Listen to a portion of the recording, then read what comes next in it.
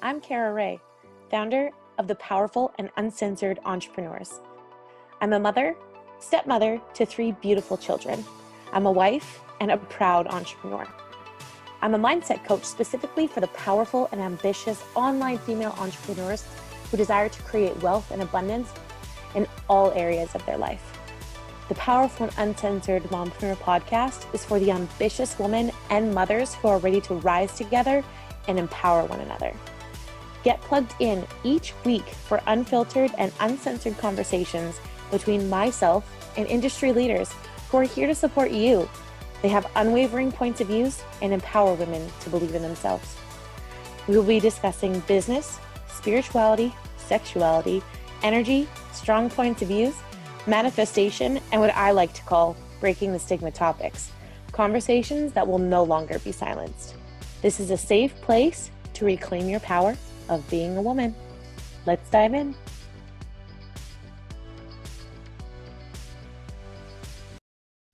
Hey guys, welcome to another episode of the Powerful and Uncensored Mompreneur podcast.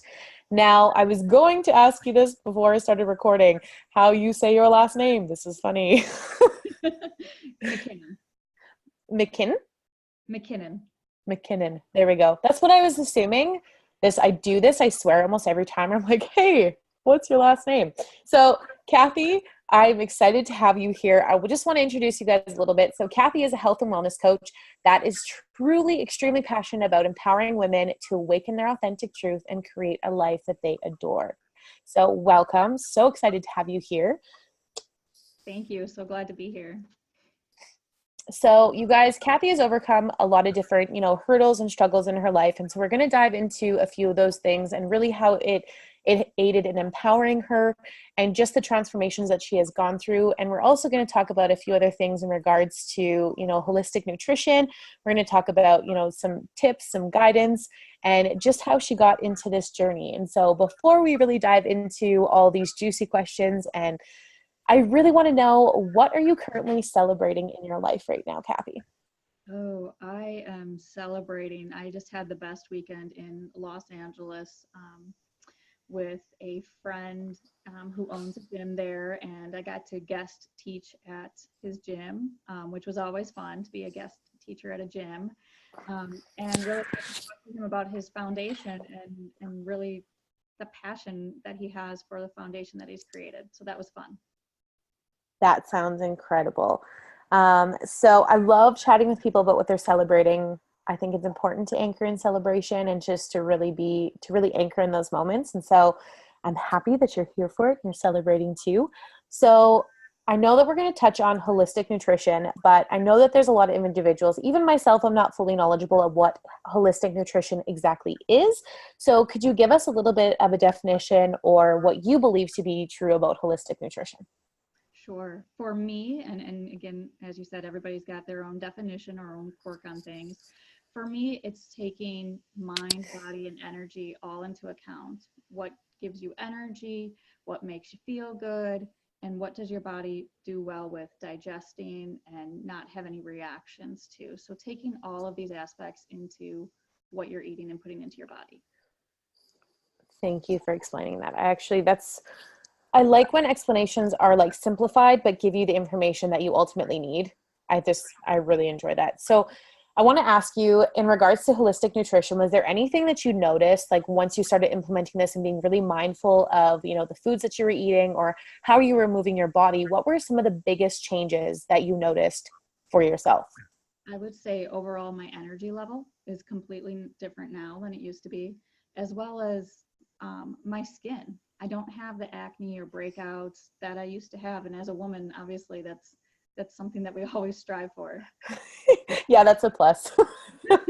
I've actually been extremely lucky with my skin. I've had like extremely clear skin. Since I was a child, I've never really struggled with bad acne or mild acne or anything.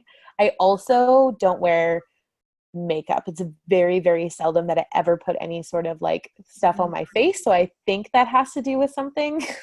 I feel like that might be why. But my skin's always been fairly baby soft, which I appreciate and enjoy. I don't take it for granted. So I want people to get to know you a little bit more because you and I had the opportunity to chat and get to know each other on a deeper level and talk about transformations and just different things that we had to overcome through our entrepreneurial journey, but even prior to that. And so I'm going to let you take it from here in regards to what you feel like you want to share in regards to what we discussed. But I feel like your story is extremely important and needs to be heard by other women. And yeah, I'll let you kind of go from there. Well, thank you. So my story is multifaceted, as we discussed, and it really Mm-hmm. all began almost 11 years ago now. So almost 11 years ago, I was having miscarriage after miscarriage, and I could not wrap my head around why this was happening, why me, why, how do we fix this? Going from doctor to doctor, feeling like the human pincushion, just searching for that answer. And what I finally found out after all these doctor's appointments was something that really just knocked me sideways because it was not at all what I had expected. And what that was a cancer diagnosis. I was diagnosed with thyroid cancer. So now I had two battles to face. I had this battle still to have this baby that I had longed for, as well as now overcoming this cancer. And that really, really made me step back and reevaluate everything that was going on in my life and how I was living, what I was eating, what I was doing. And through all of this process, knock on wood here, I am 11 years cancer free this year. And I have my beautiful 7-year-old boy who is just the joy of my life. I want to say congratulations on, being cancer free. That is something major to celebrate. So we're going to celebrate that at the moment too, because it's huge. And also your son. So I know you're not finished in telling everybody what's going on and everything, but I just wanted to interject a little bit here. Interruption, Kara's interrupting, and really just give you some like love and really just know that this is incredible and your vulnerability does not go unnoticed and it's important and I value it and I'm very grateful that you're sharing this with everyone. Thank you, Cara. So given all of that, being cancer free, finally having my blessed baby boy, what happened of maybe 2 years, 3 years after my son was born was a very messy separation, and legal battles with custody of my son. Really stressful time. Trying to reestablish, move homes, find a new school for my son, just recreating my world and starting fresh. And while it was very stressful at the time, it was really relieving to kind of start over, start fresh. We moved to a new house, a new neighborhood, and just put all of that stress of the medical stuff, the separation, moving behind us, and started this whole new life of just living strategically through health and wellness and teaching my son these ways growing up. This is what he knows. This is what we do. And we do these activities together. He goes to yoga class with me. I go on bike rides with him, and we cook healthy foods and experiment with different foods together. And so it's just really become part of our new world. I wanted to talk about healthy foods and children and cooking with your children. I think that's so important because we live in a society that is sugar based and so many children are, I swear they're in a sugar coma and they don't even know it. And parents don't even know that they're unintentionally doing so. But even when because I'm a stepmom and I'm also a mom. And so when I, became a part of, my husband's, children's lives, I became a part of the family. That was something that I love to cook. I love to to make meals at home and to eat different things. And this was something brand new for them. They weren't used to that. They didn't like that. And it was like a constant argument where the food I made, like, I'm not a bad cook, you guys. I'm not a bad cook. I thought it was delicious food, but like any vegetable they looked at, they didn't like because wasn't something that they were used to being, fed. And, at times before I was a part of this family, each person would have a different meal made for them. And like, I am not a I don't cook like one meal, then one meal, then one meal. Like what I make, like I would grew up in a family where it was like, if you don't eat your food, go to bed. Like this is what is made for you, and then night if you don't want it. So I think it's I really value that, and I love when like children are a part of the process. Like my stepdaughter loves to be a part of cooking. She always wants to help now, and so I think it's important because children pay attention. Like, and ultimately, if you really enjoy it, they can catch on to that, and they will eventually also enjoy it. I Yeah, just had to say half the time they're not looking at what's on the plate, they're looking at your reaction. And if you don't like the food or you push the 100%. food away, they're going to do the same thing, right?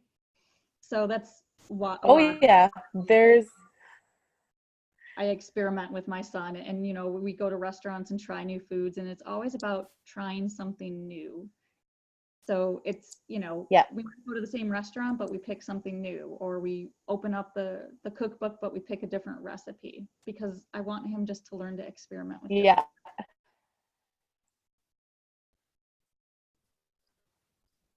I talked to sorry, that's my connection is saying that it's unstable. Are you still there?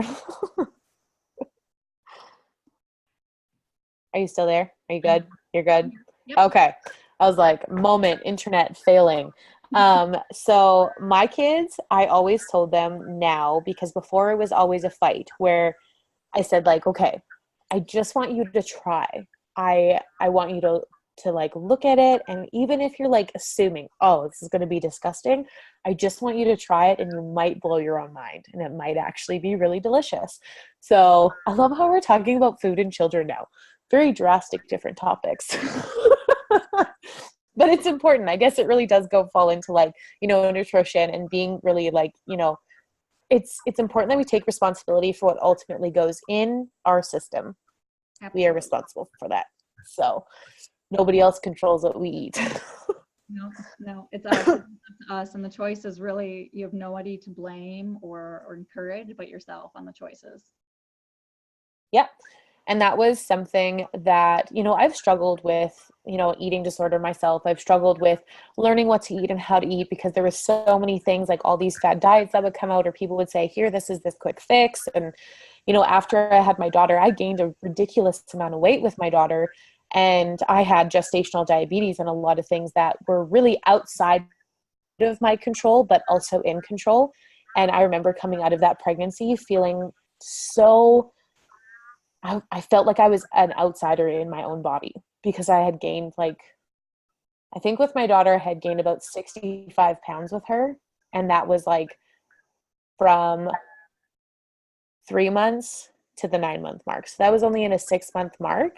And yes, I had lost like 30 pounds after she was born, but still, there was still a lot that needed to come off, and my body had held on to so much. And yes, we grow babies and it's beautiful. And like people are like, oh, it's a part of the process. Still, there's a lot that I had to move through after. That was a struggle. And it's just being honest, like as a mom, as a woman, as someone who has struggled with weight gain in my life, that was something that was a huge trigger for me, was gaining a lot of weight through my pregnancy. So Well, there's so much to recover from pregnancy and childbirth. There's so many different aspects that it can be overwhelming just to recover. oh yes.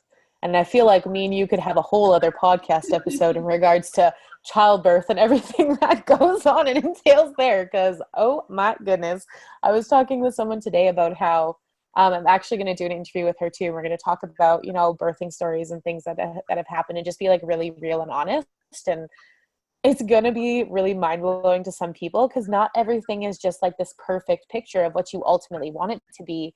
And I want to tie this into like a conversation that we're going to have in regards to like, the mindset shifts that had to happen in when you were struggling with, your cancer diagnosis and infertility, and really like then creating a business. Like ultimately there's a mindset shift that needs to happen. And what was the biggest mindset shift that, happened for you through this process, through your diagnosis, through working through this? Like what was the biggest mindset shift for you? Shift. I think I just said the word SHIT. Well, it's unfiltered, guys. So if I did, I'm so sorry. That's not what I meant to say. It's uncensored, right? That's in the title. It is. It is. Oh my I, God.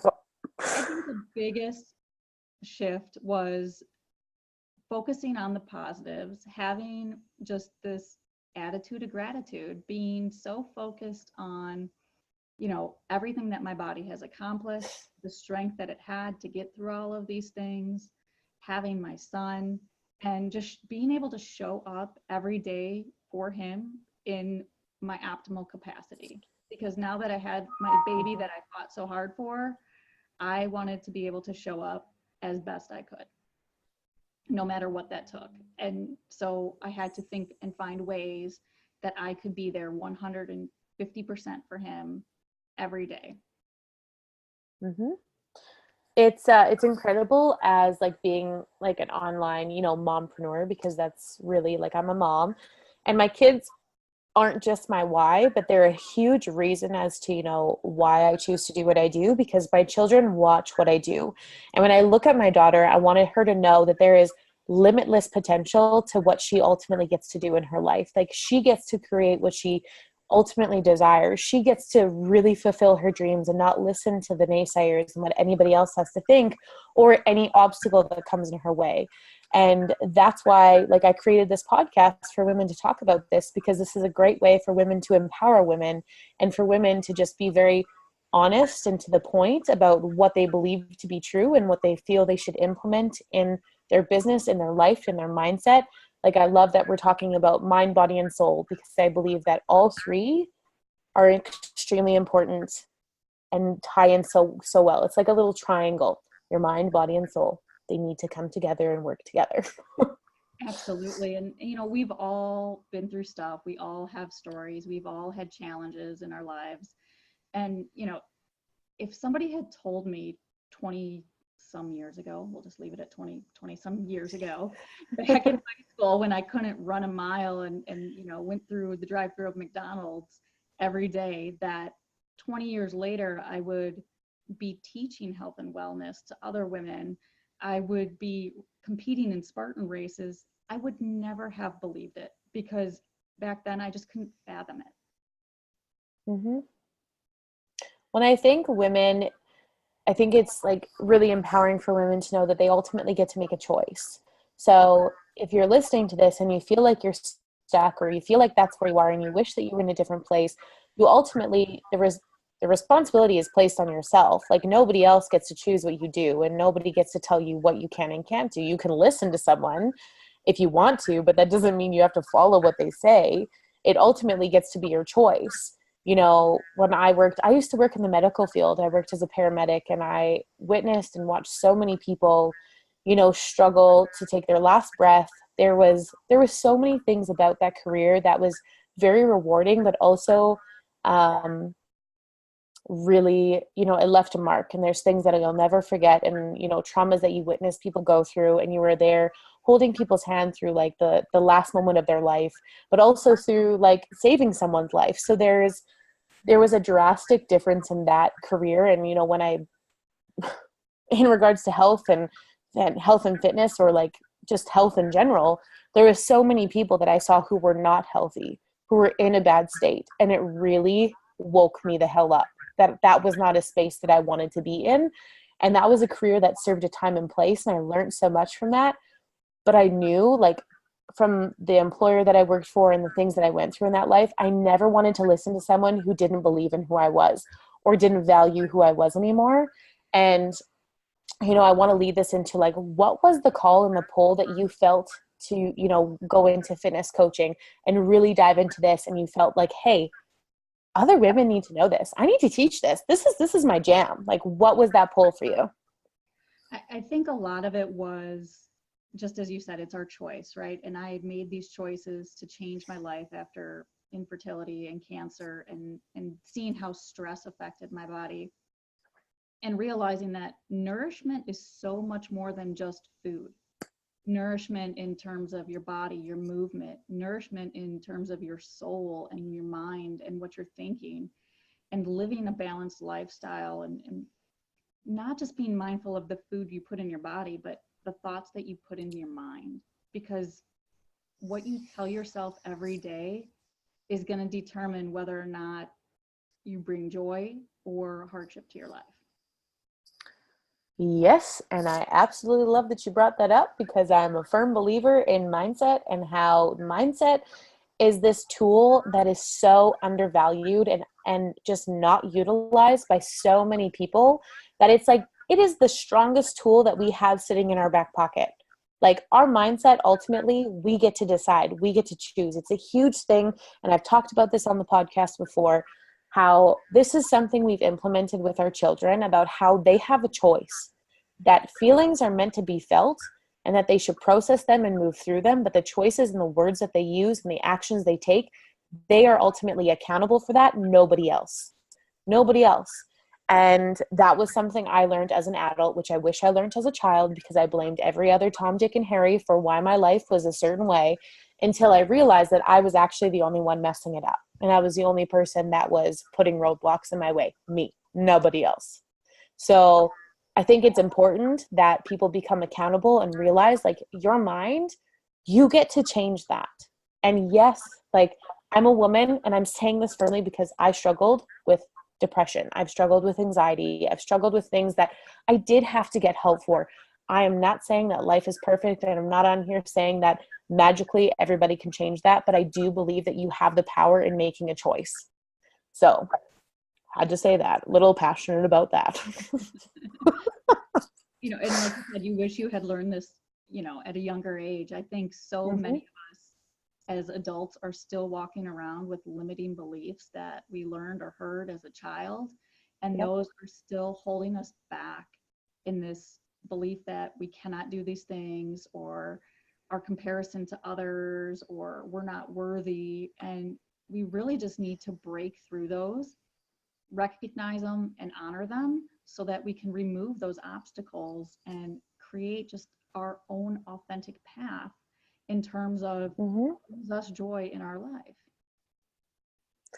I also, I love that you now just brought up comparison, and because like that is a huge thing that so many people struggle with. And even myself, I've struggled with that. That was something when I first stepped into, my entrepreneurial journey and stepping into the online space, that the internet is a wonderful thing. That internet can hide so much about somebody's life. I actually had a conversation with a woman this morning, how she said to me, she said, "Oh my goodness, when you're on Facebook Live, you are killing it. I don't know how you have so much confidence." I was like, do you know when I first started, I was crapping my pants? Like, this did not happen easily. Like, please don't put me on a pedestal here. Like, I appreciate this and I love that you think this now, but like, this took time. And like, you can do the same. Like, you just have to work through it. I said, there's still times I go on a Facebook Live or I go on an interview and I'm sitting here and I'm sweating my pants off. Like, I'm human. I'm glad that I might make it not look like this, but like, I'm so real with these women that I'm like, no, no, no. My life is not perfect, and I am not perfect by any means, but I try my best to be, a woman of integrity, to show up as me, not what everybody else expects me to be, but me. And not everybody's going to like that, and that's okay. Absolutely. It's being just true to yourself, whatever that is, right? Yep. And it's not about doing more, right? Because there's only so many hours in the day. We're all human, like you said. We can't possibly just keep doing more and more, but it's about filling your schedule, your life, your plate with so much positivity that there's just no room for the negative anymore. And it just Yep. eventually fades away. 100%. And I think like as, as entrepreneurs, as anybody, I believe like in business and, following what you're passionate about, you ultimately have this big vision. Like as entrepreneurs, we're visionaries. We don't, of course, goals are important and priorities are important. Those are extremely important. But ultimately, like if we don't reach this one goal, we have an ultimate vision and that goal is still getting us there. And so if we didn't reach that goal in a month, we are still working to that end vision, that end game of where we ultimately desire to be. And so I think that's important, that people forget that we get so caught up in like these short-term goals. Where are you focusing on what your like major vision is? Like, did you look at the bigger picture and realize like maybe you were like 10 steps short of that goal? You still work towards that every damn day. So you still should be so proud of yourself for doing that. Like, we are so stuck in a society that if we don't have instant gratification for what we want, we give up on it. Like, oh, I failed. Why do it? No. Failure is an important piece of life, and you learn so much from failure. I believe that Also, people should they're fail. lessons, right? They're all lessons or opportunities to learn what, you know, Yeah. maybe the learning is just, I don't like that. Yeah. I don't want that anymore in my life, right? But that's really what I work with women on, is refining their vision for their life and then setting up conditions for success, behaviors that just become part of their life, and giving them more confidence and strength and beauty and energy to give to their family or friends or those in their immediate life. Yeah. I love it. It's it's important, like when I was talking about failure and how I believe that everyone should fail, I say that in the sweetest mind. I'm not sitting here being like, you need to fail. Not at all. I'm saying that if like there's ever been a point in your life where you failed at something, learn from that.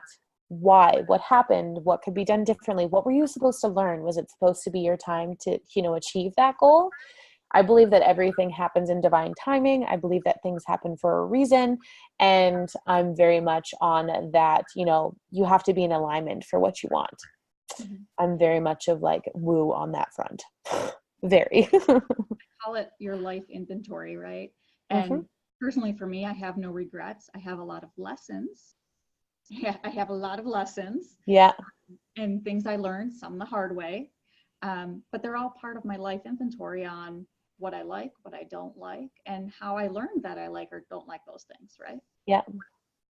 Well, and so I want to ask you if there was, like, if there's one thing in regards to, something that you'd want women to know, Mm-hmm. what would that ultimately be? Really just challenging them to step back and think about how they're showing up for themselves and those around you.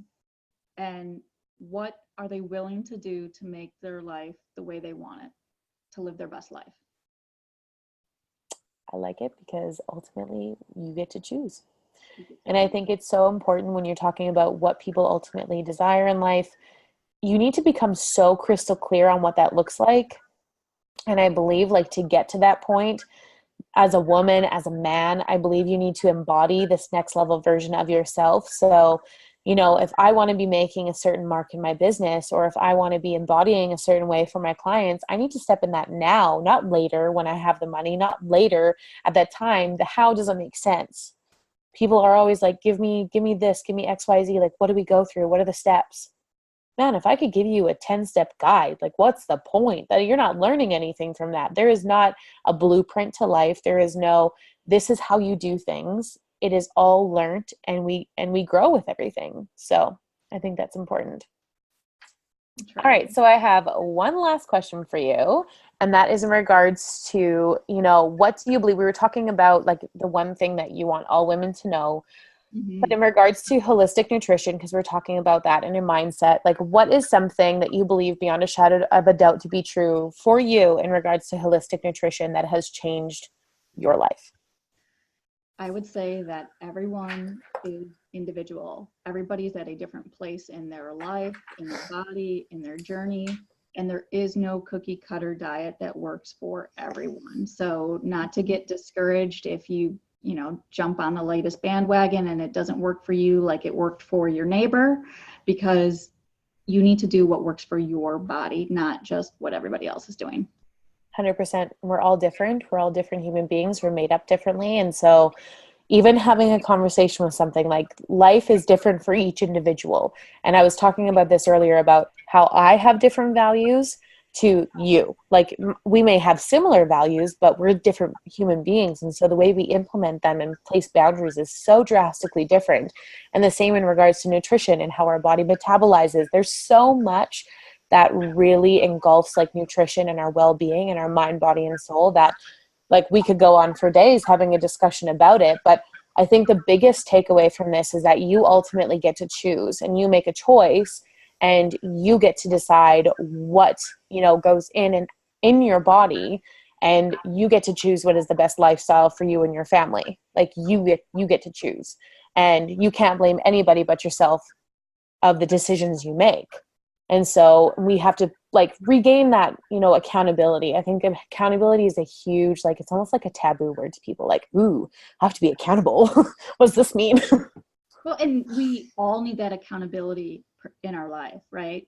Yeah. And even I have a coach, because sometimes I know where I'm having days where I just am tired, I don't want to, but my coach will be the one to give me that little nudge and go, no, remember your vision? Remember you want to get to that vision for yourself? This is what you need to do to get there. Yeah. I even today, like, I have a coach too. I'm a woman who believes in having a coach. I love my coach to pieces. I've almost been working with her for a year. And I've worked with her when it didn't always make sense. When, like, on paper to figure out financially how life would make sense, it always has, and it always has worked out in my favor. So I believe, when you ultimately declare and you make a decision that empowers you, things work out on its own. But my coach, I had a conversation with her today where she was so real with me about so many things, and I could have been defensive about it, and I could have taken it as a negative, and she wasn't, disvaluing anything that I believed in, or she wasn't trying to make me feel like I wasn't doing anything. She was being there to be that honest, support system, the person that guides you and encourages you and really pushes you to that next level. And sometimes we need a little tough love. Oh, So a reminder of the things that we said we wanted, be it yes. 90 days ago. Mm-hmm. This was the life that we wanted, and they're there to remind us of that vision and what we need to do to get there. Yep. And so today it was an incredible conversation. Like, every conversation I have with my coach, I feel is incredible because I love her and her energy. But it's and I feel like if you're working with a coach, like, you definitely need to know and, like, have a good vibe with your coach. I feel like you have such a better, like, you're just more open-minded, you're open, you're like, it's just a better space. Like, personally, that's just my opinion about it. I don't know how you feel, but I feel like I really need to jive with my coach and, like, be on, like, a good wavelength with them to work with them and to really, like, take action, I guess. Like, I want to trust them and feel like in their space that I'm valued, that I'm honored, that I'm supported, and that they hold space for me, and that they ultimately want me to get to this next level. Like, yeah, I could go on another tangent, but that's... No, absolutely, the energy have to jive. Yes. And so I want to say thank you so, so much for being a part of the podcast. I love this conversation. For those who won't know what happened in the middle of this podcast, it, like, failed on us all of a sudden. And so I have to bring that up because all of a sudden I'm talking and then she's frozen and I'm frozen, and life carries on. But we're here, and it was a great interview, and I had some good laughs. We talked about some really important things, and I know that, some women, they're going to take some, leave the rest, or they're going to resonate with it all. And I just want to say thank you. And thank you for sharing this space. And so for the women who feel very connected with you and want to connect with you further, can you please let them know where they can find you and how they can connect with you? Absolutely. First of all, I want to say thank you for having me. Absolute gratitude for allowing me to be in your space on your podcast. And for those that want to see or hear more, I am on Facebook and Instagram as Wellness Warrior Coaching. And I will make sure to have that in the show notes. So anybody who's wondering and who's waiting and wanting to know more, it'll all be in the show notes. So if you don't catch it, it's there. But on that note, you guys, thank you so much for spending your time with us. And then I will see everybody in the next episode. Bye, guys.